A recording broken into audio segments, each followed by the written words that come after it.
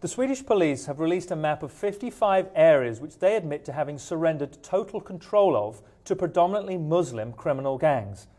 These areas have long had problems with other public service officials such as mailmen and firefighters when they've been attacked, when they've tried to enter these areas, but now it is the police themselves that are being attacked.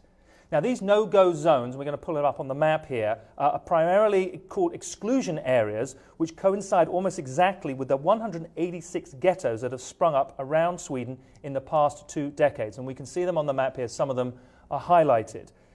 So, Mark, this is a really sort of troubling development for Sweden, a country that prides itself on having a robust welfare state, a country that offers free Swedish language lessons to immigrants in these areas. There was a number of riots in 2013, over the summer of 2013, in these areas as well. And it seems as though the situation has got worse rather than got better.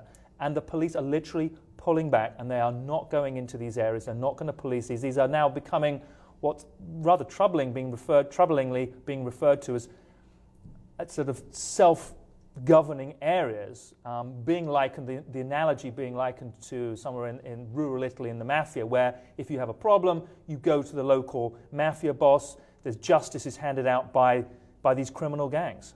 Yeah, it's sort of an inherent problem of this open immigration policy that they have, where they're allowing people in specifically from countries, a Middle Eastern area where there's political strife, human rights violations, war, and so they're having sort of an open policy of receiving people who then, don't have opportunities and are reliant upon government services, but they don't integrate necessarily into the culture, and now there are whole areas where people are even warned, don't go there. It's not safe for you. Yeah, it's making. I can't see how this is helpful in any way, shape, or form. I mean, one of the obvious issues to focus on is unemployment. And unemployment in Sweden, they've been battling against it. They've been trying. Again, they're fighting like the most of Europe against the recession and feeling as though they've been winning that battle. It seems as though perhaps the numbers are being skewed erroneously and incorrectly. Unemployment is spiked in these particular areas. So again, that highlights the fact that these communities are not integrated in any meaningful way into mainstream Swedish society. And it's why you're seeing the rise of ultranationalism in a lot of the European countries, where immigration has this open door policy, and then there's a resentment on behalf of the white natives of the land, Right. and there's rising ultranationalism that is really going to lead to further conflicts, and this is not going to get better. It's only going to get worse. It's a difficult no-win situation, because there's a very sort of liberal policy of allowing people in who are fleeing from countries where their lives are really miserable, and they have the liberal policy of then, taking care of people if they don't have an opportunity to have a job. But then you have this violence where there's no opportunity as well, and it creates this conflict. Yeah, and as I said, most of these areas, not all of them exclusively Muslim, and they're predominantly Muslim areas.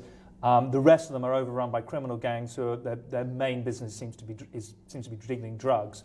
One of the other criticisms that has come from some right-wing quarters is the fact that it seems to be somewhat over-heavily self-censorship of the press, because the Swedish press apparently haven't been particularly vociferous in articulating or in highlighting this problem.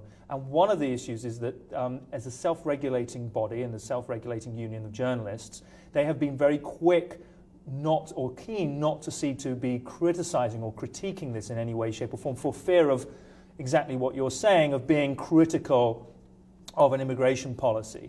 And so the right-wing press have said, well, this is just demonstrably unfair. Any articulation or any statement saying that this is, highlighting this problem is seen as being something that is being seen as racist, being as unfair. So there is some question mark as to the openness, free communication that the press is having on this issue.